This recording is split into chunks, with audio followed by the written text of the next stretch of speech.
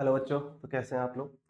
आज का जो अपना इलेक्ट्रोकेमिस्ट्री का थर्ड लेक्चर करने जा रहे हैं। लास्ट लेक्चर में हमने डिस्कस किया था Debye Hückel Onsager equation and Kohlrausch law for strong electrolytes के एप्लीकेशंस भी देखे थे। एंड अपने डिस्कस किया था इलेक्ट्रोकेमिकल सेल, इसमें गैल्वेनिक सेल को थोड़े से अच्छे तरीके से आपने डिस्कस किया था, जिस हिसाब से आपको क्वेश्चन पूछे जा सकते हैं, थ्योरेटिकल भी एंड और इनोड सेल भी आपको पूछा जा सकता है कि जो गैल्वेनिक सेल होता है उसका ईएमएफ कितना, तो वो कितना होता है बेटा? 1.10 वॉट। ठीक है, ये सभी आप चीजें याद रखनी है। आज का लेक्चर शुरू करते हैं अपन। ठीक है, जिसमें सबसे पहले डिस्कस करेंगे स्टैंडर्ड हाइड्रोजन इलेक्ट्रोड SHE। बेटा ये कॉन्सेप्ट क्यों आया? देखो, हमने देखा कि जो कॉपर का इलेक्ट्रोड है उसके लिए भी एक अलग इलेक्ट्रोड पोटेंशियल है, जिंक का इलेक्ट्रोड उसके लिए भी अलग से पोटेंशियल है, इलेक्ट्रोड पोटेंशियल है। ठीक है, ऐसे ही बहुत सारी मेटल्स है जिनके इलेक्ट्रोड बन सकते हैं, उनका इलेक्ट्रोड पोटेंशियल होता है। तो किसके रेफरेंस में कैलकुलेट किया गया? ठीक है, किसके रेफरेंस में कैलकुलेट किया गया? तो आईपीएससी के अकॉर्डिंग, ठीक है, कि जो एसएचई है इसके रेफरेंस को मानते हुए अपन मेटल्स के लिए जो उनके इलेक्ट्रोड्स हैं उनके लिए जो इलेक्ट्रोड पोटेंशियल है वो क्या करते हैं? कैलकुलेट करते हैं। ठीक है, इस वजह से आईपीएससी ने क्या दिया? एसएचई का कॉन्सेप्ट दिया। ठीक है, इसमें क्या होता है? इसमें एक अपना बीकर होता है, ठीक है, जिसके अंदर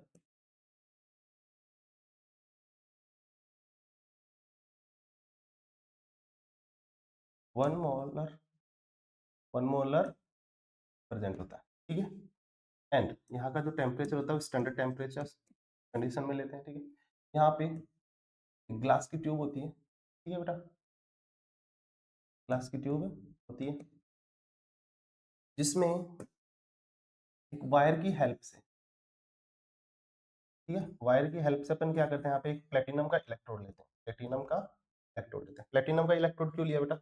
क्योंकि ये इनर्ट होता है। ठीक है, किसी से रिएक्ट नहीं करता है, जैसे गोल्ड हो गया एक्सेट्रा, बाकी चीजें। ठीक है, यहाँ से अपन फिर क्या कर रहे हैं, यहाँ से H2 गैस इसमें पास की जा रही है। टेम्परेचर क्या और उसका प्रेशर क्या रखा है? 1 बार। ठीक है, सारी कंडीशन जो है किससे? एसटीडी कंडीशन है, स्टैंडर्ड कंडीशन है। ठीक है, जब H2 गैस इसमें से फ्लो की जाती है तो होता क्या है, H2 गैस यहाँ से होते हुए इस पे डिपॉजिट होना स्टार्ट है हो जाती है, तो ये अपना क्या बन जाता है? SHE, स्टैंडर्ड हाइड्रोजन इलेक्ट्रोड बन जाता है। ठीक है, आईपीएससी के अकॉर्डिंग, ठीक है, standard hydrogen electrodes take as a reference electrode to the calculated standard electrode potential of, ठीक है, अलग अलग मेटल्स के लिए जो स्टैंडर्ड इलेक्ट्रोड पोटेंशियल है वो कैलकुलेट करने के लिए किसको रेफरेंस लिया गया? एसएससी को रेफरेंस लिया गया।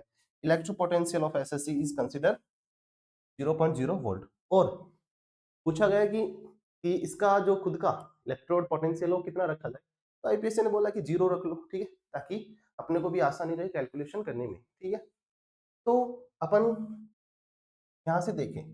ठीक है, पहली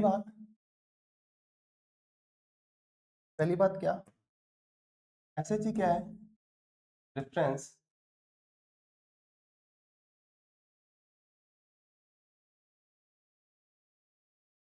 तो reference electrode standard electro potential के लिए निकालने के लिए, कैलकुलेट करने के लिए इसमें रेफरेंस माना। दूसरा बात करें इसमें एसएचसी के लिए, ठीक है, इसका रिडक्शन पोटेंशियल कितना होगा? H प्लस किसमें जा रहा है? H2 में, वो कितना होगा? 0.0 वोल्ट। ठीक है, आईपीएस ने इसका जो स्टैंडर्ड रिडक्शन पोटेंशियल है, इलेक्ट्रोड पोटेंशियल माना हो कितना था? 0.0 वोल्ट। ठीक है, अगर इसका 0.0 वोल्ट इसका रिडक्शन पोटेंशियल है, इसका ऑक्सीडेशन पोटेंशियल क्या होगा बेटा? वो भी क्या होगा? 0 होगा। ठीक है, H2 से किसमें? प्लस में ऑक्साइड हो रहा है, ऑक्सीडेशन हो रहा है, वो भी कितना? 0.0 वोल्ट। ठीक, तो आपको ये दोनों बातें याद रखनी है कि इसका रिडक्शन और ऑक्सीडेशन पोटेंशियल जो है, वैसे आईपीएससी के अकॉर्डिंग क्या माना इसने? 0.0 वोल्ट माना। और इसको रेफरेंस लेके अपन किसी भी एलिमेंट की जो रोड बनी हुई है और उसके सॉल्यूशन में जो डिप किया हुआ है, ठीक है, उसका इलेक्ट्रोड पोटेंशियल निकाल सकते हैं। जैसे अपन ने कल, ठीक है, कल जैसे अपन ने, जैसे ये अपनी एसएचई, ठीक है, हाइड्रोजन गैस यहाँ पे फ्लो की जा रही है वायर की हेल्प से प्लेटिनम मेटल को यहाँ पे लटकाया हुआ है, ठीक है, ठीक है बेटा। जैसे अपन ने मान लो कि कॉपर का अपने को क्या निकालना है, इलेक्ट्रोड पोटेंशियल निकालना है, तो ये कॉपर की रोड लेंगे, ठीक है, और उसको कॉपर सल्फेट के सॉल्यूशन में क्या कर दिया, डिप कर दिया, ठीक है। तो होगा क्या, कॉपर की टेंडेंसी क्या होती है, यहाँ से सॉल्यूशन से कॉपर 2+ आयंस क्या जाएंगे, इस पे डिपॉजिट होने स्टार्ट करेंगे, ठीक है, मतलब रिड्यूस होना स्टार्ट हो जाएगी, ठीक, जिससे पे क्या जाएगा, पॉजिटिव चार्ज, ठीक बेटा, और इस पे नेगेटिव चार्ज, ठीक। अब ऐसे चीज को कैसे इससे अटैच करेंगे, इस वायर की हेल्प से, ठीक? तो इससे क्या करते हैं, अटैच करते हैं, ठीक है। यहाँ पे क्या चार्ज हो जाएगा, नेगेटिव चार्ज हो जाएगा, क्योंकि H+ रिड्यूस हो जाएगा, हाइड्रोजन गैस रिड्यूस हो जाएगी, ठीक है, जिससे इस पे क्या होंगे, इलेक्ट्रॉन्स होंगे, ठीक है। यहाँ पे क्या हो गया, पोटेंशियल डिफरेंस क्रिएट हो गया, पोटेंशियल डिफरेंस क्रिएट हो गया तो आसानी से, और इसको क्या करते हैं, सर्किट को पूरा करने के लिए इसको सॉल्ट ब्रिज से क्या कर देते हैं, जोड़ देते हैं, इस सॉल्ट ब्रिज से इसको ऐड कर दिया, ठीक है। तो यहाँ पर इनोड सेल निकाले अपन, तो क्या होगा, ई कैथोड माइनस ई एनोड, ठीक है, ठीक है बेटा।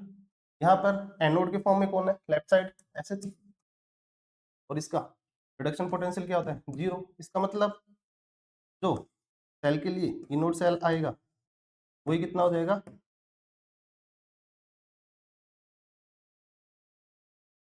इसके जो रिडक्शन पोटेंशियल के इक्वल हो जाएगा, सॉरी, उसका किसके इक्वल हो जाएगा, रिडक्शन पोटेंशियल के इक्वल हो जाएगा, ठीक है। और अपने को पता है कि कॉपर के लिए जो इनोड सेल की वैल्यू होती है वो कितनी होती है,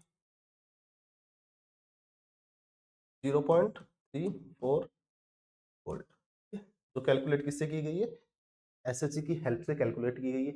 ऐसे ही अलग अलग मेटल्स की रिडक्शन पोटेंशियल जो है, स्टैंडर्ड रिडक्शन पोटेंशियल्स को, ठीक है, निकाला गया और उससे एक टेबल बनाई गई जिसको अपन बोलते हैं इलेक्ट्रोकेमिकल सीरीज बोलते हैं, तो आगे डिस्कस करेंगे, ठीक है,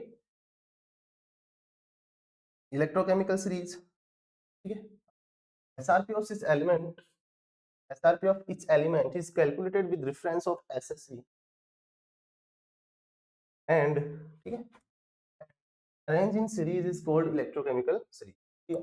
यहाँ पे बहुत सारी मेटल्स आपको शो हो रही है बेटा, ठीक है, उनको उनके एसआरपी के सामने लिखा हुआ है, ठीक, कि इनका एसआरपी कितना होगा कितना नहीं, वो इनको कैलकुलेट किया गया है, ठीक है। ये टेबल आपके एनसीईआरटी में दी हुई है, तो एनसीईआरटी से भी आप इसको एक बार देख सकते हैं, ठीक है। देखो, अब इस टेबल से कुछ रिगार्डिंग इंपॉर्टेंट बातें जो है जुड़ी हुई है वो डिस्कस करते हैं, इस टेबल में से क्या क्या पूछा जा सकता है अपने को, ठीक। पहली बात तो अपने को जो ये जो सारे, ठीक है, सारे एसआरपी की वैल्यूज दी हुई हैं आपको एट 298 केल्विन टेम्परेचर, मतलब स्टैंडर्ड कंडीशंस पे दी हुई हैं सारी, ठीक है। तो यहाँ का जो रिडक्शन पोटेंशियल उसको भी क्या बोलेंगे, स्टैंडर्ड रिडक्शन पोटेंशियल बोलेंगे, ठीक है बेटा। तो यहाँ पे बहुत सारी वैल्यू दी हुई है, कुछ नेगेटिव में दी हुई है तो कुछ पॉजिटिव में दी हुई है, ठीक है। हाइड्रोजन से नीचे वाली जो मेटल्स, ठीक है, बात करते हैं हाइड्रोजन से नीचे वाली जो मेटल्स, ठीक है, वो सारी किस में है, पॉजिटिव में, और इससे ऊपर वाली जो है वो किस में है बेटा, नेगेटिव में, ठीक है। हाइड्रोजन से ऊपर वाली जो मेटल्स हैं वो क्या है, नेगेटिव में, और नीचे वाली जो है वो किस में है, पॉजिटिव में, ठीक है।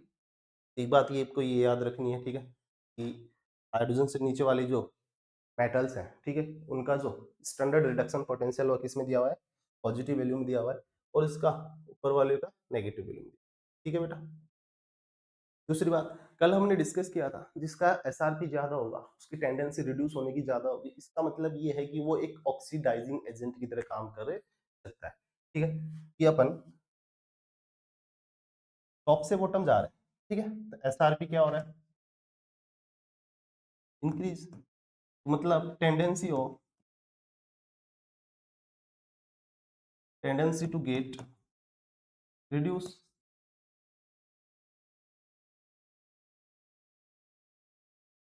टेंडेंसी टू गेट रिड्यूस की बढ़ती जा रही है, ठीक है। इसका मतलब ऑक्सीडाइजिंग पावर बोल दो, ऑक्सीडाइजिंग एजेंट, ऑक्सीडाइजिंग पावर बोल दो, ऑक्सीडाइजिंग पावर इंक्रीज होगी, इसका मतलब ये क्या होगा, एक अच्छा ऑक्सीडाइजिंग एजेंट होगा, ठीक है, अच्छा ऑक्सीडाइजिंग एजेंट होगा बेटा, ठीक है। यहाँ पर कॉपर, आयरन, मर्क्यूरी, सिल्वर, जैसे मर्क्यूरी, ठीक है, एंड ब्रोमीन, ठीक है, इससे जस्ट नीचे फ्लोरीन, ठीक। फ्लोरीन की जो फ्लोरीन के लिए सबसे ज्यादा एसआरपी की वैल्यू होती है। इसका मतलब फ्लोरीन अपनी पीरियोडिक टेबल में एक अच्छा ऑक्सीडाइजिंग एजेंट, ठीक है, मतलब सबसे बेस्ट ऑक्सीडाइजिंग एजेंट की बात करें अपन, वो क्या है बेटा, अपना फ्लोरीन, ठीक है। अगर बेस्ट ऑक्सीडाइजिंग एजेंट की बात करें तो वो क्या है बेटा, अपना फ्लोरीन, ठीक है। दूसरी तरफ इधर बात करते हैं कि जैसे टॉप से बॉटम से टॉप जा रहे हैं, ठीक है, तो एसआरपी की वैल्यू क्या हो रही है बेटा, डिक्रीज। इसका मतलब रिड्यूस होने की टेंडेंसी डिक्रीज। अब जब रिड्यूस होने की टेंडेंसी डिक्रीज हो रही है, इसका मतलब ये अच्छे क्या होंगे, रिड्यूसिंग एजेंट्स, अच्छे क्या होंगे, रिड्यूसिंग एजेंट्स। और बेस्ट रिड्यूसिंग एजेंट की बात करें, ठीक है, सबसे कम वैल्यू किसकी है, लिथियम के लिए। अपनी पीरियोडिक टेबल में लिथियम क्या हो जाएगा, बेस्ट रिड्यूसिंग एजेंट हो जाएगा, जिसकी वैल्यू कितनी है बेटा, -3.05 वोल्ट, ठीक है। फ्लोरीन के लिए लगभग 2.87 वोल्ट के समथिंग होती है, ठीक है, याद रखेंगे। तो कुछ बातें ये हो गई, ठीक है, कि अपनी जो इलेक्ट्रोकेमिकल सीरीज है में कौन सा ऑक्सीडाइजिंग एजेंट की तरह बिहेव करेगा, कौन सा रिड्यूसिंग एजेंट की, ये आपको अच्छे से याद करना। कुछ बातें यहाँ पे दी गई, ठीक है, देखो इसमें, if SRP is positive it means reduce for more stable then reduce for, ठीक है। इसका मतलब ये है जिसके लिए एसआरपी की वैल्यू पॉजिटिव है, ठीक है, उसकी जो रिड्यूस्ड फॉर्म होगी वो हाइड्रोजन से ज्यादा क्या होगी, स्टेबल होगी। हाइड्रोजन से ज्यादा स्टेबल मतलब कि बेटा जैसे देखो, अगर मैं जिंक की रिएक्शन किसके साथ करवा रहा हूँ, HCl के साथ करवा रहा हूँ, ठीक है, तो होगा क्या, जिंक से क्या मिलेगा, ZnCl2 प्लस, और यहाँ पे क्या मिलेगा, H2 गैस, ठीक है। मैंने उल्टा लिख दिया है यहाँ पे, ठीक है, देखो दोबारा देखते हैं इसको, कोई बात नहीं, टेबल में तो सही दिया हुआ ना, हाँ ठीक है, चलो ठीक, यहाँ पे जस्ट उल्टा, पहले जो लाइन देनी थी वो लाइन बाद में दी, ठीक है, कोई बात। एसआरपी की वैल्यू जिसके लिए पॉजिटिव है, it means the reduce form more stable then the reduced for hydrogen, ठीक है। यहाँ पे क्या होगा, हाइड्रोजन से ज्यादा स्टेबल होने वाली है जिस मेटल का क्या होने वाला है बेटा, एसआरपी की वैल्यू पॉजिटिव होने वाली है। इसका मतलब क्या होगा, हाइड्रोजन खुद ऑक्सीडाइज होगा, ठीक है, और मेटल को क्या करेगा, रिड्यूस्ड करेगा, ठीक है। इस पॉइंट से अपने को ये मतलब निकालना है, इसका मतलब अपने को हाइड्रोजन गैस नहीं मिलने वाली, ठीक है? अगर एसआरपी की वैल्यू नेगेटिव है it means the reduce form less stable then hydrogen, मतलब जो उसकी रिड्यूस फॉर्म होगी उस मेटल की वो लेस स्टेबल होगी किससे, हाइड्रोजन से। इसका मतलब कौन जाएगा पहले रिड्यूस्ड होने के लिए, हाइड्रोजन पहले रिड्यूस होने के लिए जाएगा। जैसे देखो Zn की रिएक्शन HCl के साथ करवाई, ठीक है, तो होगा क्या, ZnCl2 बनेगा प्लस हाइड्रोजन गैस क्या होगी, बाहर निकलने वाली, ठीक है। तो यहाँ पे ये क्या हो गया, ऑक्सीडाइज हो गया, और हाइड्रोजन क्या हो गया, रिड्यूस्ड हो गया, ठीक है बेटा। यहाँ पे हाइड्रोजन क्या हो गया, रिड्यूस्ड, मतलब प्लस से किस में चला गया, जीरो ऑक्सीडेशन स्टेट में चला गया, ठीक है। तो हाइड्रोजन क्या हो गया, रिड्यूस्ड हो गया, ठीक है। और यहाँ पे देख भी लेते हैं कि जो जिंक है वो हाइड्रोजन से क्या है बेटा, ऊपर है, हाइड्रोजन से ऊपर है जिंक, ठीक है। इसका मतलब क्या यहाँ से एक बात कह सकते हैं कि हाइड्रोजन से ऊपर वाले जो एलिमेंट्स है, ठीक है, उनकी रिएक्शन अगर एसिड से करवा रहे हैं, ठीक है, तो अपने को क्या मिलेगी, हाइड्रोजन गैस देखने को मिलेगी, ठीक है। यहाँ पे बेटा कभी कभार ऐसा भी पूछ लिया जाता है लोअर स्टैंडर्ड क्लासेस में, तो ये हाइड्रोजन गैस है, इसका एक्सपेरिमेंट भी किया जाता है, ठीक है, क्या अपने पास हाइड्रोजन गैस मिली है नहीं मिली है, इसके पास क्या किया जाता है, इसके पास जस्ट एक बर्नर या कैंडल ले जाते हैं, तो जो हाइड्रोजन गैस है, ठीक है, वो कॉन्टेक्ट में आती है फ्लेम के, तो यहाँ पे एक साउंड प्रोड्यूस होती है, ठीक है, साउंड प्रोड्यूस होती है जो कैसी होती है, उसको क्या बोलते हैं, पॉप साउंड बोलते हैं, ठीक है, पट पट की आवाज आती है, ठीक है, पॉप साउंड बोलते हैं, ठीक है। ये बातें भी आप याद रख सकते हो, बाकी कोई दिक्कत नहीं है, आपको ये वाले पॉइंट्स याद रखे हैं। इफ एसआरपी इज नेगेटिव, ठीक है, तो क्या होगा, हाइड्रोजन गैस मिलेगी। इस एसआरपी क्या होगा, पॉजिटिव होगा, तो हाइड्रोजन गैस अपने को नहीं मिलेगी, ठीक है। दूसरी बात करते हैं, negative SRP zinc shows that positive can oxidise zinc, ठीक है। यहाँ पे क्या हो रहा है कि जिसका नेगेटिव एसआरपी है, ठीक है, जैसे जिंक का नेगेटिव एसआरपी कितना अपना 0.76 वोल्ट, ठीक है, इसका नेगेटिव एसआरपी है, उसमें अपना जो H प्लस है उसकी किस तरह बिहेव कर रहा है, ठीक है, रिड्यूसिंग एजेंट की तरह बिहेव कर रहा है, ठीक है, रिड्यूसिंग एजेंट की तरह बिहेव कर रहा है, और दूसरे को क्या कर रहा है, ऑक्सीडाइज कर रहा है, ठीक है, दूसरे को क्या कर रहा है, ऑक्सीडाइज कर रहा है, ठीक है बेटा, ये बात आपको याद रखनी है। नेक्स्ट पॉइंट की बात करें, positive SRP of copper shows it is can oxidize H2 to H2 plus, मतलब ये है कि अगर आप कॉपर की रिएक्शन HCl के साथ करवाना चाहेंगे तो ये रिएक्शन नहीं है, क्योंकि कॉपर का पॉजिटिव एसआरपी है, तो ये क्या करेगा, हाइड्रोजन को रिड्यूस नहीं कर पाएगा, मतलब जो इसकी रिड्यूस फॉर्म होगी हाइड्रोजन से भी लेस स्टेबल, मोर स्टेबल होगी, ठीक है, इसकी जो रिड्यूस फॉर्म होगी वो हाइड्रोजन से मोर स्टेबल होगी, इसका मतलब ये खुद रिड्यूस होना चाहेगा, हाइड्रोजन को क्या कर देगा, ये ऑक्सीडाइज कर देगा, ठीक है बेटा। तो इसी वजह से कॉपर को एसिड जो है उसके वेसल्स में नहीं रखा जाता है, ठीक है, copper that is by copper not dissolve in HCl, एक ही बात है कि उसमें रखते नहीं है क्योंकि डिजोल्व नहीं होता है, ठीक है। नेक्स्ट बात करते हैं, बट कॉपर जो है वो डिजोल्व हो जाता है किसमें, HNO3 में, तो बेटा यहाँ पे क्यों डिजोल्व हो जाता है, तो यहाँ पे बेटा जो है डिजोल्व होने का रीजन है HNO3 माइनस, ठीक है, वो क्या करता है उसको रिड्यूस्ड कर देता है, ठीक है, वो इसको क्या कर देता है, रिड्यूस ऑक्सीडाइज कर देता है, ठीक है, HNO3 जो है वो उसको क्या कर देता है, ऑक्सीडाइज कर देता है। जैसे देखो कुछ रिएक्शन है with hot and concentrated nitric acid, ठीक है, जब कॉपर की रिएक्शन आप करवाओगे HNO3 से, और वो कैसा होना चाहिए, हॉट एंड कंसंट्रेटेड होना चाहिए, ठीक है, तो अपने को क्या मिलेगा, copper nitrate plus NO2 gas plus H2, ठीक है, ये अपने को क्या मिलने वाले हैं, प्रोडक्ट मिलने वाले। बेटा यहाँ पे क्वेश्चन आराम से यहाँ से बनता है कि कॉपर की रिएक्शन अपन किससे करवा रहे हैं, hot and concentrated nitric acid से करवा रहे हैं, तो अपने को प्रोडक्ट में कौन सी गैस मिलेगी, ठीक है, नाइट्रोजन डाइऑक्साइड गैस मिलेगी, आपको ये याद रखना है, ठीक है बेटा।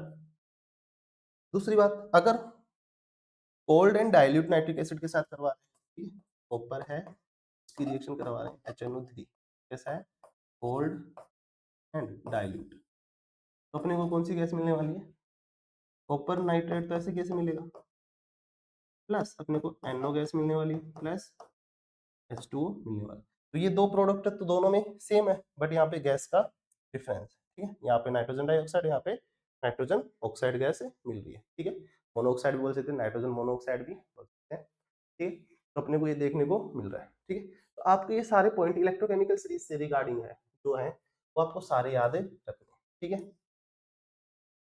ठीक है बेटा, कि कब क्या हो सकता है, कब रिएक्शन होगी कब नहीं होगी, ठीक है, सर देखो एसआरपी नेगेटिव है तो रिएक्ट कर लेगा, हाइड्रोजन को रिप्लेस कर देगा, पॉजिटिव है तो नहीं करेगा, जैसे कॉपर का पॉजिटिव है तो ये नहीं कर रहा, ठीक है, बट ये HNO3 के साथ रिएक्ट कर लेता है, जहां पर इसमें जो रिएक्शन क्यों हो पा रही है, नाइट्रेट आयन की वजह से हो पा रही है, जो नाइट्रेट आयन है उसको क्या कर देता है, रिड्यूस कर देता है, ठीक है, खुद ऑक्साइड हो जाता है तो खुद उसको क्या कर देता है, रिड्यूस कर देता है, उसमें भी दो रिएक्शन देखी अपन ने, कि पहली कॉपर की रिएक्शन करवाई HNO3 के साथ जो कि कैसा है, हॉट एंड कंसंट्रेटेड है, तो अपने को copper nitrate and plus NO2 gas plus H2O मिला, ठीक है।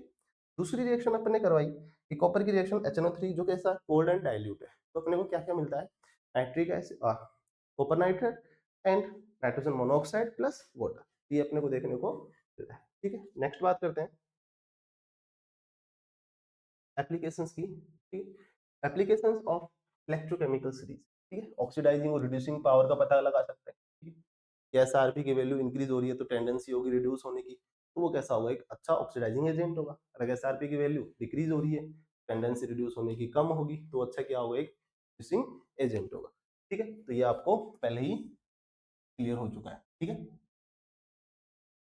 यहाँ पे लिखा है कि top the series the good reducing, ठीक है, देखो अपन ने बात भी की है, टॉप द सीरीज जो है वो क्या है, एक बेस्ट रिड्यूसिंग एजेंट है लिथियम, ठीक है, टॉप द सीरीज जो है वो बेस्ट रिड्यूसिंग एजेंट है, वो क्या है, लिथियम, ठीक है। दूसरी बात, डिस्प्लेसमेंट रिएक्शंस, वही एसिड के साथ आपको जो हाई मतलब जिसकी रिएक्टिविटी हाई होगी वो मेटल क्या करेगी, हाइड्रोजन को रिप्लेस कर देगी, आप ये याद रखना, ठीक है, आप ये याद रखना, जिनकी नेगेटिव वैल्यू है वो हाइड्रोजन को क्या कर देंगे, रिप्लेस। जिनकी पॉजिटिव वैल्यू है वो रिप्लेस नहीं कर पाएंगे, नॉट रिप्लेस, ठीक है। उनको छोड़ो पॉइंट्स को, ठीक है, डायरेक्ट याद रखो। जिनकी नेगेटिव वैल्यू है वो रिप्लेस कर पाएंगे, जिनकी नेगेटिव वैल्यू नहीं है वो क्या कर पाएंगे, रिप्लेस नहीं कर पाएंगे, ठीक है। मतलब जैसे देखो, जिनकी रिएक्शन करवाई आराम से अपने को हाइड्रोजन गैस मिली, बट कॉपर है, इनमें से किसी की रिएक्शन करवाएंगे तो अपने को हाइड्रोजन गैस देखने को नहीं मिली। जनरली ये डिस्प्लेसमेंट रिएक्शन में यूज होते हैं, ठीक है। इलेक्ट्रोकेमिकल सीरीज जो है अपने डिस्प्लेसमेंट रिएक्शन में यूज होती है, जहाँ पे अपने को रिएक्शंस दी जाती है और पॉसिबिलिटी पूछी जाती है क्या ये रिएक्शन होगी या नहीं होगी, ठीक है। तो आप सिंपल सा यहाँ से केमिकल सीरीज से क्या कर सकते हैं, आसानी से उसका जवाब दे सकते हैं। बहुत हैवी क्वेश्चन नहीं पूछे जाते हैं बेटा यहाँ से, बहुत नॉर्मल से क्वेश्चन पूछे जाते हैं, कौन सा बेस्ट ऑक्सीडाइजिंग एजेंट है, कौन सा नहीं है, ठीक है। ऊपर से नीचे जाने पे केमिकल सीरीज में क्या होगा क्या नहीं होगा, आपको स्टेटमेंट वाइज क्वेश्चन पूछे जाते हैं। तो आसानी से एक बार इस लेक्चर को 1 से 2 बार देखेंगे, ठीक है, तो आसानी से आपकी सारी बातें क्या हो जाएंगी, क्लियर हो जाएंगी, ठीक है बेटा। नेक्स्ट बात कर रहे हैं इसमें, हाँ, liberation of H2 gas is the from acid format. वही बात है, यहाँ पर भी एग्जांपल लिख लो कि जिंक की रिएक्शन अपने HCl के साथ करवाई तो कितने को क्या मिला, ZnCl2 plus hydrogen gas liberate हो गई, ठीक है, हाइड्रोजन गैस अपने को देखने को मिल गई, ठीक है। यहाँ पे बेटा ये वाली रिएक्शन भी आपको याद रखनी है, जैसे कॉपर की नाइट्रिक एसिड के साथ रिएक्शन थी, वहीं आपको क्या करनी है, जिंक की नाइट्रिक एसिड के साथ रिएक्शंस आपको याद करनी है। जब जिंक की रिएक्शन नाइट्रिक एसिड कैसा है, डाइल्यूट है, ठीक है, डाइल्यूट है कोल्ड, ठीक, तो अपने को क्या मिलेगा, zinc nitrate plus nitrogen monoxide, ये गैसेस याद रखनी है, और वाटर तब सभी में कॉमन, ठीक है, इसमें प्रोडक्ट मिलने ही वाला है। दूसरा, अगर इसकी जिंक की रिएक्शन कंसंट्रेटेड HNO3 जो कैसा है, हॉट है, उसके साथ करवाते हैं तो जिंक नाइट्रेट तो मिल ही रहा है, पानी भी साथ साथ मिल रहा है, लेकिन यहाँ पे जो गैस मिल रही है वो क्या मिल रही है, नाइट्रोजन डाइऑक्साइड गैस मिल रही है, जस्ट उसका उल्टा है, ठीक है, कॉपर वाले का जस्ट उल्टा है। आपको अच्छे से क्या करना है, रिवाइज करना है इनको, ठीक है। और एसएससी जो इलेक्ट्रोकेमिकल सीरीज है उसकी हेल्प से अपन क्या कर सकते हैं, ईएमएफ स्टैंडर्ड इलेक्ट्रोड पोटेंशियल्स भी क्या कर सकते हैं, कैलकुलेट कर सकते हैं, क्योंकि अपने को सीधा टेबल में दिया हुआ है कैलकुलेट करना। एसएससी के साथ रेफरेंस करके अपन ने सारी टेबल अपन ने क्या कर ली। नेक्स्ट टॉपिक अपना है नैनोस्ट इक्वेशन। अभी हमने देखा कि इलेक्ट्रोकेमिकल सीरीज में जो एसआरपी की वैल्यूज अपन ने कैलकुलेट की, ठीक है, तो स्टैंडर्ड कंडीशन पे जो एसआरपी की वैल्यूज वो कैलकुलेट की, तो नैनोस्ट इक्वेशन क्या है, अगर मान लो अपने को स्टैंडर्ड कंडीशन ना दी जाए तो फिर अपने को इलेक्ट्रोड पोटेंशियल अगर कैलकुलेट करना है तो फिर वो किससे करेंगे, नैनोस्ट इक्वेशन से करेंगे, ठीक है। It's helps to calculated electrode potential या फिर ई सेल, ठीक है, इलेक्ट्रोड पोटेंशियल या फिर ई सेल, ठीक है बेटा। Standard electrode potential is calculated in standard condition. Standard condition में क्या क्या होता है बेटा, टेम्परेचर 298 केल्विन, ठीक है, प्रेशर जो होता है वो कितना होता है 1 बार, एंड अपनी कंसंट्रेशन जो होती है वो क्या होती है 1 मोलर, ठीक है। ये होती है स्टैंडर्ड कंडीशन। इन कंडीशन पे अगर इलेक्ट्रोड पोटेंशियल कैलकुलेट किया जा रहा है तो उसको बोलते हैं standard electrode potential. If standard condition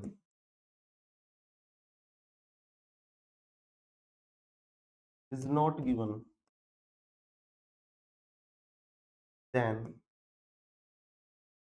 we use NANAST, ठीक है। तो NANAST इक्वेशन क्या होती है बेटा, वो देखते हैं, ठीक है?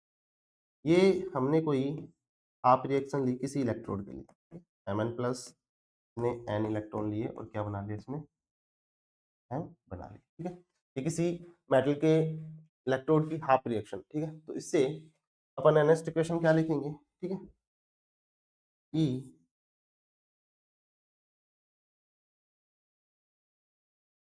Inode Mn plus m minus RT upon NF ln, ठीक है, कंसंट्रेशन ऑफ प्रोडक्ट्स और कंसंट्रेशन ऑफ रिएक्टेंट। ठीक है बेटा, ये अपनी हो जाएगी नेक्स्ट इक्वेशन। ठीक है, ठीक है बेटा, यहाँ पे जो इलेक्ट्रोड पोटेंशियल लिए हैं अपने, इलेक्ट्रोड पोटेंशियल आईपीएससी के अकॉर्डिंग इलेक्ट्रोड पोटेंशियल जो है उसको क्या बोलते हैं, रिड्यूस्ड पोटेंशियल बोलते हैं। ठीक है, तो यहाँ पे जो हमने पोटेंशियल लिए हैं वो रिडक्शन पोटेंशियल ही लिए हैं, इनको ही आईपीएससी के अकॉर्डिंग इलेक्ट्रोड पोटेंशियल बोलते हैं। ठीक है बेटा, यहाँ पे ई नोड ये क्या है, स्टैंडर्ड कंडीशन पे इलेक्ट्रोड पोटेंशियल, ये क्या है, इलेक्ट्रोड पोटेंशियल। ठीक है, आर क्या है यहाँ पे, यूनिवर्सल गैस कांस्टेंट। टी क्या है, टेम्परेचर। एन क्या है, यहाँ पे नंबर ऑफ इलेक्ट्रॉन जो ट्रांसफर हो रहे हैं रिएक्शन में। और एच क्या है, फैराडे।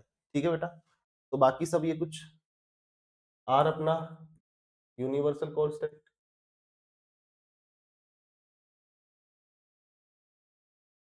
ठीक है, जिसकी वैल्यू आपको लेनी है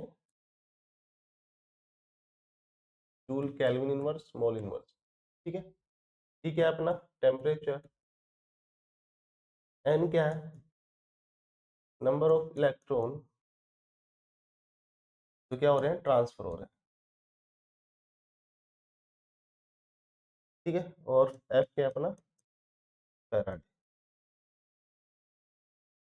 1 फैराडे कितना होता है बेटा, 96,500 कूलम।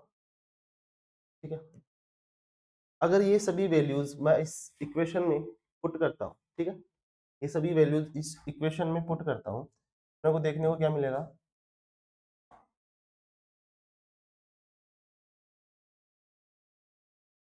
ई naught M N plus M minus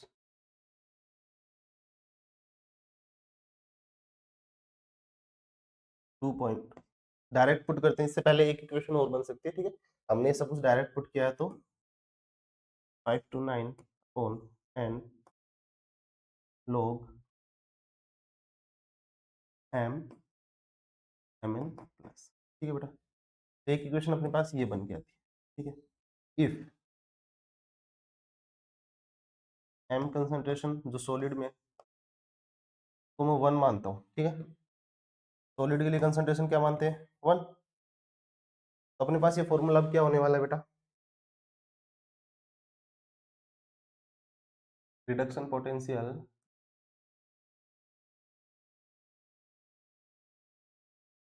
standard reduction potential minus 0.059, ठीक है, एन log 1 अपॉन में concentration of M N plus. ठीक है, तो बेटा आपको ये इक्वेशन याद रखनी। ठीक है,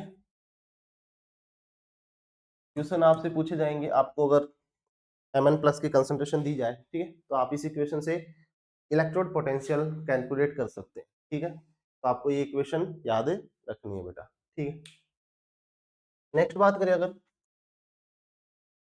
ठीक है, डैनियल सेल के लिए अगर अपन ई सेल की वैल्यू कैलकुलेट करें, ठीक है, ई सेल की वैल्यू कैलकुलेट करें, तो डैनियल सेल के लिए अपने को पता है जो सेल रिएक्शन और सेल रिप्रेजेंटेशन होता है,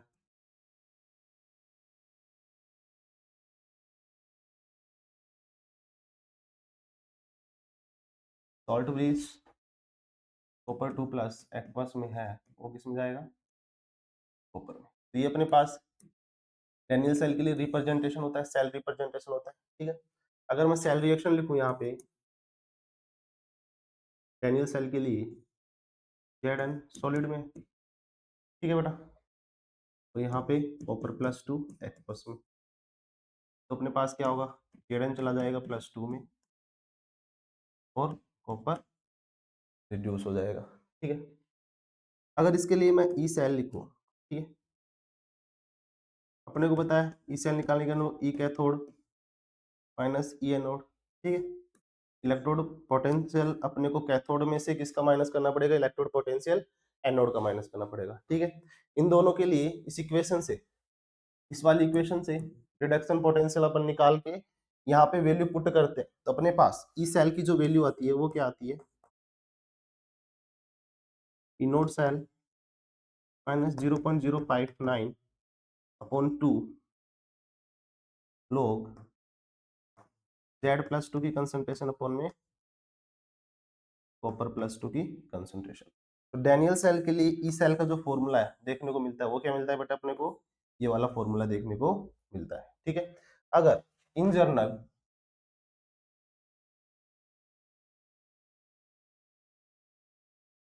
क्या आपको समझ में आ रहा है कि Zn+2 यहाँ पे क्या है, एनोड। ठीक है, एनोड की कंसंट्रेशन लिखी है अपन ने और यहाँ पे कैथोड की कंसंट्रेशन लिखी है। तो इन जर्नल अगर मैं इस फॉर्मूला को, इस सेल को कुछ इस तरह लिखूं, 0.059 अपॉन, ठीक है, एन लेंगे यहाँ पे क्योंकि यहाँ पे तो नंबर ऑफ ट्रांसफर इलेक्ट्रॉन कितने हैं, 2 इलेक्ट्रॉन है, 2 Zn ने दिए, कॉपर ने एक्सेप्ट कर लिए। ठीक है, इन जर्नल लिख रहे हैं अपन। ठीक है, लोग एनोड की कंसंट्रेशन उनमें कैथोड की कंसंट्रेशन। तो इन जर्नल सेल के लिए ये फॉर्मूला हो जाएगा ई सेल का। ठीक है, जैसे एग्जांपल अगर अपन लेना चाहे, ठीक है, एक एग्जांपल से समझते हैं। जैसे निकल जा रहा है किसमें, निकल+2 में। ठीक है, एक्वस सोल्ट ब्रिज। ठीक है, निकल और सिल्वर का सेल, Ag+ किसमें जा रहा है, Ag में। ठीक है, ये एक्वस सॉल्यूशन। ठीक है, यहाँ पे जो सेल रिएक्शन हो जाएगी वो क्या हो जाएगी, nickel plus nickel plus Ag+, इसमें जाएगा ये निकल+2 में, प्लस यहाँ पे क्या हो जाएगा, Ag। ठीक है, यहाँ पे 2 इलेक्ट्रॉन ट्रांसफर हो रहे हैं तो यहाँ पे 2 लगा देंगे तो अपने को यहाँ पे क्या मिल जाएगा, 2Ag मिल जाएगा। ठीक है बेटा, अब अगर इसके लिए ई सेल लिखे तो क्या हो जाएगा, E naught cell minus 0.059 upon transfer electron 2 log, ठीक है, कंसंट्रेशन ऑफ निकल+2 और concentration of Ag+ whole square. क्योंकि यहाँ का स्टाइकोमेट्रिक कोफिशिएंट है तो इसकी कंसंट्रेशन लिखेंगे तो स्टाइकोमेट्रिक कोफिशिएंट कहाँ चल जाएगा, उसकी पावर में चला जाएगा। ठीक है, तो ये इस सेल के लिए क्या हो जाएगी, ई नोड सेल की वैल्यू हो जाएगी। ठीक है बेटा, इसी तरीके से आपको अगर क्वेश्चन में पूछा जाए तो आराम से आप जो यहाँ पे पहले इलेक्ट्रॉन्स के नंबर को आसानी से कैलकुलेट कर लेना। ठीक है, जैसे बैलेंस हो जाती है रिएक्शन तो आप उसके जो भी स्टाइकोमेट्रिक कोफिशिएंट है उनकी कंसंट्रेशन के पावर में डाल देना, आपकी इक्वेशन कंप्लीट हो जाएगी। ठीक है, तो ये हो गई अपनी नैनोस्ट इक्वेशन जिसपे हमने बात की। डेनियल सेल के लिए भी अपन ने ई सेल की वैल्यू निकाली। ठीक है, नैनोस्ट इक्वेशन अपने को ई सेल कैलकुलेट करने के लिए हेल्प करती है, तो अपन ने डेनियल सेल के लिए भी क्या की, ई सेल की वैल्यू निकाली। ठीक है, और एक अदर से एग्जांपल ले लिया। ठीक है, निकल+ सिल्वर वाले सेल। ठीक है, जहाँ पे आपको समझ में आया कि यहाँ पे इलेक्ट्रॉन बैलेंसिंग के लिए अगर अपने जैसे स्टोइकोमेट्रिक कोफिशिएंट लगाए हैं तो वो उसके पावर में चले गए और अपनी ई सेल हो गया। सॉरी बेटा। ठीक, नेक्स्ट बात करते हैं एप्लीकेशन ऑफ नैनोस्ट इक्वेशन। ठीक है, एप्लीकेशन ऑफ नैनोस्ट इक्वेशन, तो टू कैलकुलेट इलेक्ट्रोड पोटेंशियल। ठीक है, इलेक्ट्रोड पोटेंशियल, अभी अपन ने फॉर्मूला निकाला। ठीक है, reduction potential, inode reduction potential minus, एक तो ये देखा 2.303, ठीक है, NF RT log 1 upon concentration of Mn+। ठीक है, कुछ नहीं किया बेटा, मैंने Ln को कन्वर्ट कर दिया, log की बेस 10 में कन्वर्ट कर दिया, उससे फॉर्मूला ये आ गया। ठीक है, अगर मैं at standard condition 298 Kelvin temperature ले रहा हूँ। ठीक है, यहाँ पे भी हमने स्टैंडर्ड कंडीशन की बात की थी, टेम्परेचर लिया एट 298 केल्विन। ठीक है, तो अपने पास ये फॉर्मूला निकल गया है। ठीक है, नेक्स्ट बात करें अपन इसमें यहाँ। ठीक है, अगर मैं स्टैंडर्ड कंडीशन में लेता हूँ तो अपने पास रिडक्शन पोटेंशियल सेल का, ठीक है, रिडक्शन पोटेंशियल स्टैंडर्ड। ठीक है, और स्टैंडर्ड कंडीशन में ये वैल्यू अपने को देखने को मिल जाएगी, log 1 upon Mn+Mn।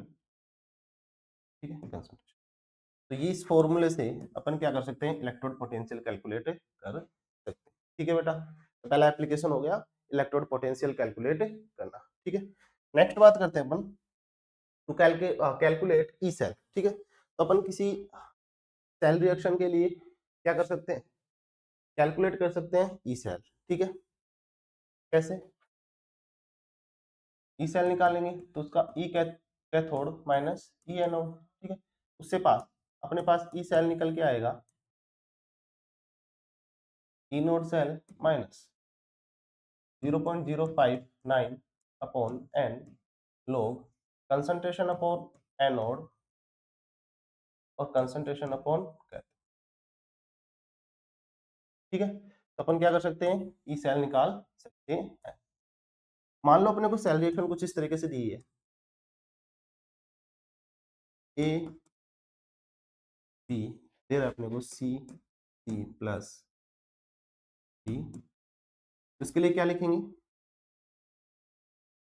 E cell equal to E naught cell minus 0.059 upon N log, ठीक है, कंसंट्रेशन ऑफ प्रोडक्ट्स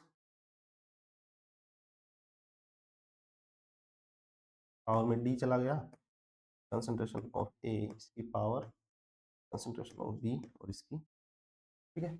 आसानी से कैलकुलेट कर सकते हैं, ई सेल आसानी से कैलकुलेट कर, तो ये हो गया अपना ई सेल, ठीक है बेटा। ये हो गई अपनी दूसरी एप्लीकेशन नैनोस्ट इक्वेशन की, ठीक है।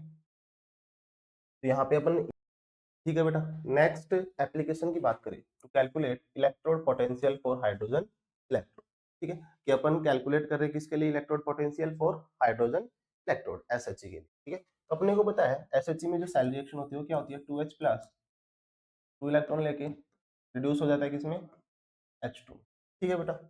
अगर यहाँ पे मैं इसका रिडक्शन पोटेंशियल, इलेक्ट्रोड पोटेंशियल को रिडक्शन पोटेंशियल बोलते हैं, ठीक है। तो यहाँ से मैं लिख रहा हूँ इसका रिडक्शन पोटेंशियल, ठीक है। स्टैंडर्ड कंडीशन में इसका रिडक्शन पोटेंशियल, ठीक है, माइनस 0.059 अपॉन एन log। यहाँ पे बेटा मैं कंसंट्रेशन कंसंट्रेशन की बजाय, ठीक है, क्या लिखूंगा मैं, यहाँ पे हाइड्रोजन गैस है तो इसका प्रेशर लिखूंगा, ठीक है। और यहाँ पे रिएक्टेंट्स में H प्लस है और का स्क्वायर, जो स्टोइकियोमेट्रिक कोएफिशिएंट है उसका क्या कर देंगे, स्क्वायर कर देंगे, ठीक है। और अपने को पता है कि हाइड्रोजन का जो रिडक्शन पोटेंशियल होता है वो कितना होता है, 0। तो अपने पास रिडक्शन पोटेंशियल, इलेक्ट्रोड पोटेंशियल क्या हो जाएगा, माइनस 0.059 अपॉन कितना आ जाएगा, एन की वैल्यू 2, 2 इलेक्ट्रॉन ट्रांसफर हो रहे हैं, ठीक है, minus O sorry 2 log PH2 concentration H plus की स्क्वायर, ठीक है। तो बेटा एक तो फॉर्मूला आपको ये याद रखना है, ठीक है। इलेक्ट्रोड पोटेंशियल किसके लिए, हाइड्रोजन के लिए, तो ये फॉर्मूला आपको याद रखना है, ठीक है। नेक्स्ट बात करते हैं, इफ यहाँ पे प्रेशर अपन क्या ले ले 1 बार, तो अपने पास इलेक्ट्रोड पोटेंशियल क्या हो जाएगा और hydrogen electrode minus 0.059 upon 2 log 1 upon H plus square, ठीक है। अगर मैं इस कंसंट्रेशन को ऊपर लेके जाता हूँ तो होगा क्या, देखो कि H प्लस से H2 में जा रहा है, ठीक है। Electrode potential for hydrogen electrode 0.059 upon 2 log, ठीक है। और ये ऊपर चला गया तो कंसंट्रेशन H प्लस से -2, ठीक है।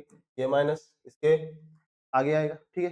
जैसे ही माइनस इसके आगे आएगा तो पूरी टर्म पॉजिटिव और 2 से 2 कैंसिल, ठीक है बेटा। तो अब अपने पास इलेक्ट्रोड पोटेंशियल कितना बच जाएगा, H प्लस H2 वो बच जाएगा 0.059 log कंसंट्रेशन H प्लस, ठीक है। एक फॉर्मूला अपने पास ये है, ठीक है। अगर आपको H प्लस की कंसंट्रेशन दी है तो आप डायरेक्ट क्या कर सकते हो, इलेक्ट्रोड पोटेंशियल निकाल सकते हो किसके लिए, फॉर हाइड्रोजन इलेक्ट्रोड के लिए। अपने को पता है पीएच क्या होता है बेटा, log H प्लस की कंसंट्रेशन, ठीक है। अगर मैं ये वैल्यू इसमें पुट करता हूँ तो अपने पास इलेक्ट्रोड पोटेंशियल कितना आ जाएगा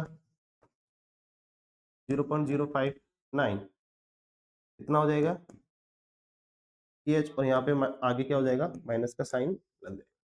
एक फॉर्मूला आपको ये याद करना, अगर आपको पीएच दी जाए और फिर पूछे आपके पास हाइड्रोजन के इलेक्ट्रोड के लिए इलेक्ट्रोड पोटेंशियल पूछे, तो आप पीएच की वैल्यू डायरेक्ट रख के, और यहाँ पे ये माइनस साइन है, इसको अच्छे से लिख लेना एक बार, ठीक है, इससे याद कर सकते हो, ठीक है। अगर बेटा यहाँ पे अगर हम कंसंट्रेशन भी 1 मोलर लेते हैं, तो अपने पास फॉर्मूला क्या हो जाएगा, EH+2। इससे फॉर्मूला क्या होगा अपने पास, माइनस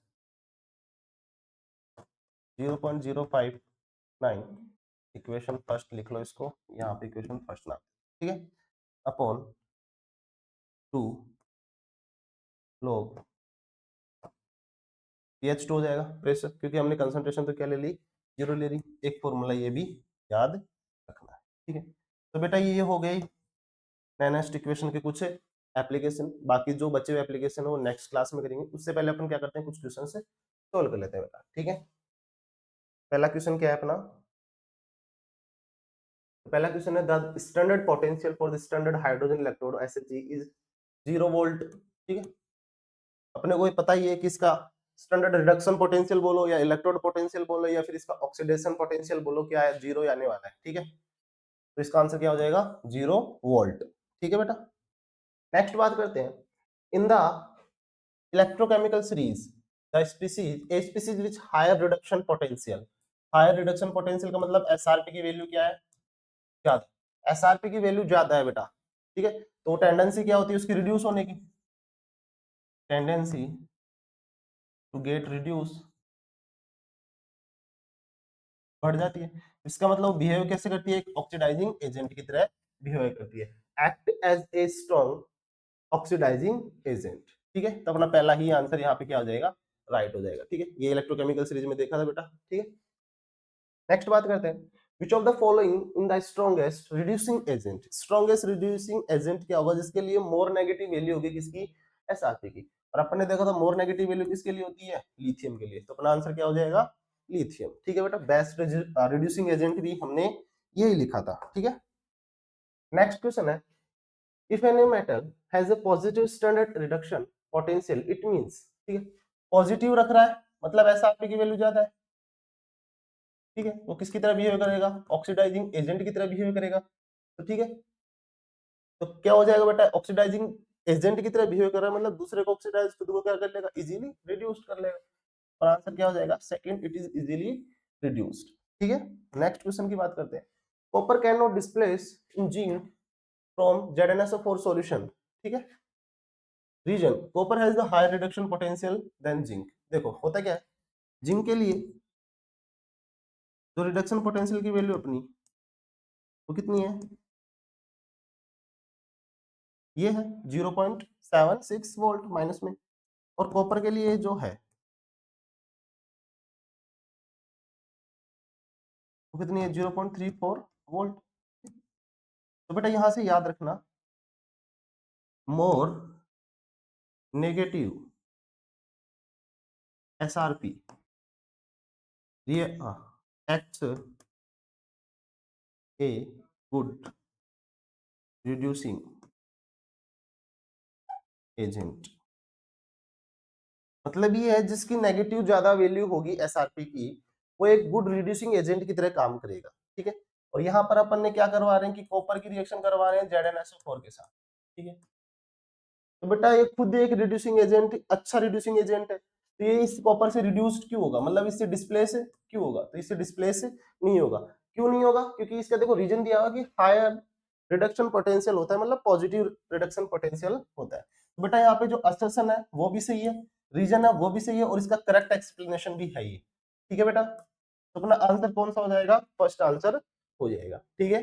नेक्स्ट क्वेश्चन की बात करते हैं बेटा, if the concentration of reactants increase the cell potential E cell, देखो बेटा यहां से देखो, अपन ने रिएक्टेंट्स की क्या बढ़ाई है, कंसंट्रेशन बढ़ाई है, ठीक है। यहाँ पे देखो, अगर मैं, हाँ, अगर मैं रिएक्टेंट्स Mn प्लस अपना क्या है रिएक्टेंट्स है, अगर मैं इसकी कंसंट्रेशन इंक्रीज कर रहा हूँ तो ओवरऑल ये नेगेटिव वैल्यू क्या होगी, डिक्रीज, ठीक है। ये Q की जो वैल्यू है यहाँ पे इसको Q बोल सकते हैं, ठीक है, ठीक है। तो यहाँ पे जो क्यू की वैल्यू होगी वो डिक्रीज होगी। इसका मतलब ये टोटल में क्या होगी, इंक्रीज। जब ये टोटल वैल्यू इंक्रीज होगी तो ओवरऑल अपने पास बढ़ के आएगा क्या, ई सेल वैल्यू बढ़ के आएगी। इसका मतलब ये है कि अगर अपन इंक्रीज कर रहे हैं तो ये डिक्रीज हो रहा है, और डिक्रीज होकर ओवरऑल वैल्यू क्या हो रही है, इंक्रीज हो रही है, नेगेटिव में है। इसका मतलब ओवरऑल वैल्यू क्या हो रही है, इंक्रीज हो रही है। इंक्रीज हो रही है तो अपने को ई सेल की वैल्यू भी क्या होगी, ज्यादा देखने को मिलेगी। ठीक है, ई सेल की वैल्यू भी क्या होगी, अपने को ज्यादा देखने को मिलेगी। ठीक है बेटा, इसका मतलब इसका आंसर हो जाएगा इंक्रीजेस। ठीक है, ई सेल, अगर अपन ई सेल के अंदर रिएक्टेंट्स की कंसंट्रेशन को इंक्रीज कर रहे हैं तो अपने पास होगा क्या, ई सेल की वैल्यू भी क्या हो जाएगी, इंक्रीज हो जाएगी। ठीक है, थैंक यू बेटा इस लेक्चर के लिए। ठीक, आई होप ये लेक्चर बहुत अच्छा लगा होगा आपको। ठीक, कोई भी डाउट आप कमेंट बॉक्स में डाल सकते हैं। ठीक है, जितना पॉसिबल होगा हम उसका आंसर देने की कोशिश करेंगे। ठीक है बेटा, ये क्रैश कोर्स है, आप इसमें बने रहिए, अपनी जो लास्ट की जो मेहनत है उसको एक अच्छा सा, ठीक है, मुकाम हासिल करने के लिए बनाइए। ठीक है, और चैनल को सब्सक्राइब और लाइक करना जरूर मत भूलिएगा। ठीक है, और अपने दोस्तों के साथ भी शेयर कर सकते हैं बेटा। थैंक यू, अपनी प्रिपरेशन के लिए ऑल द बेस्ट। ठीक है बेटा, थैंक यू।